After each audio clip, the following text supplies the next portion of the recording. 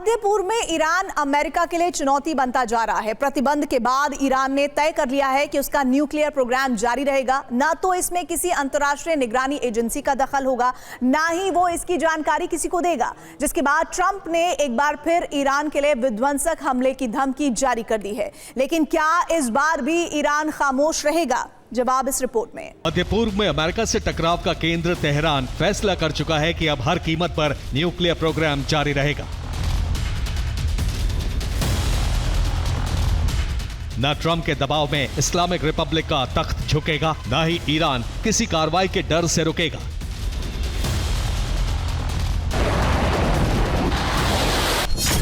Nuclear पर संग्राम, तैयार है ईरान।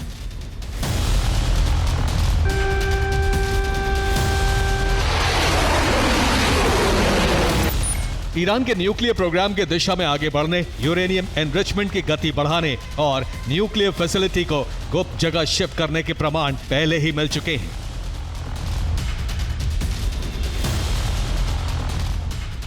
लेकिन अब ईरान ने इस पूरे कार्यक्रम को गुप्त रूप से अंजाम देने की तैयारी का प्रमाण भी दे दिया है।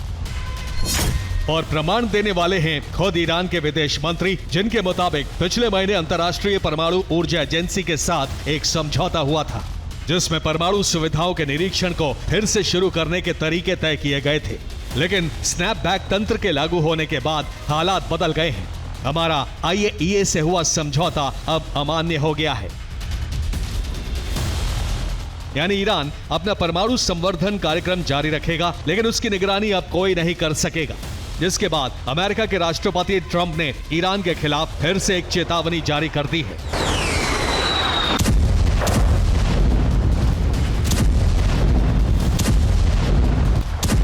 इस चेतावनी का सीधा मतलब है कि अमेरिका फिर से ईरान में बारूदी तबाही मचाने के लिए तैयार है। और इस तैयारी को गंभीरता से लेना इसलिए जरूरी है क्योंकि चेतावनी जिस जगह से जारी की गई है वो बहुत खास है। ट्रंप ने चेतावनी वर्जीनिया के नॉरफॉक नौसेना स्टेशन से जारी की है। वही वर्जीनिया जहां हाल ही में अमेरिकी सेना के फ्लैग ऑफिसर जुटे थे, वही वर्जीनिया जहां दुनिया में खुले हर मोर्चे की रिपोर्ट ट्रंप को मिली है, और वही वर्जीनिया जहां ट्रंप ने अपने अधिकारियों को मोर्चेबंदी के आदेश दिए थे। इसलिए ट्रंप की ईरान के खिलाफ चेतावनी और भी ज्यादा गंभीर हो जाती है, क्योंकि माना जा रहा है कि उसी बैठक में ट्रंप को ईरान से जुड़ी कुछ अहम खुफिया जानकारी दी गई है, जिसने ट्रंप को अमेरिकी नौसेना की 250वीं वर्षगांठ पर ईरान को धमकी देने के लिए मजबूर किया है। लेकिन वो जानकारी है क्या? पुख्ता तौर पर कुछ नहीं कहा जा सकता, लेकिन कुछ संकेत ईरान की न्यूक्लियर फैसिलिटी और एक्शन से जुड़े हैं। ये ईरान के नतांज का परमाणु केंद्र है, जहां इन दिनों गतिविधि बढ़ी हुई है। सैटेलाइट तस्वीर से पता चलता है कि नतांज परमाणु केंद्र में ट्रकों की आवाजाही बढ़ गई है। ये ट्रक अंडरग्राउंड टनल की तरफ बढ़ रहे थे, जबकि वेंटिलेशन शाफ्ट तक सड़क का निर्माण हो चुका है और टनल का मुहाना चट्टान के नीचे बनाया गया है।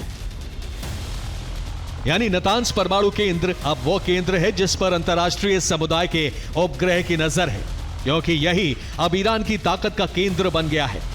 तो क्या ट्रंप की नजर भी इसी फैसिलिटी पर है? और अगर है तो ईरान कितना तैयार है?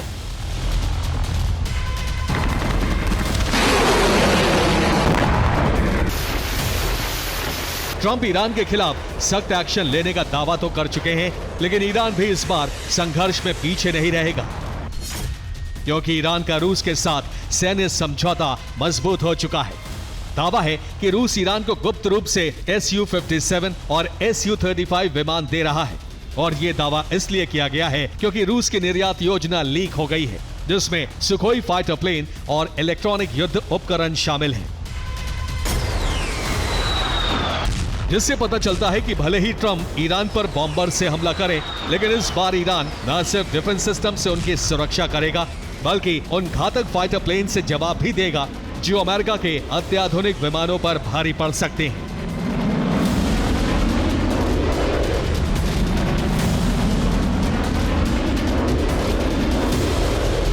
Bureau report, TV9 Bharat.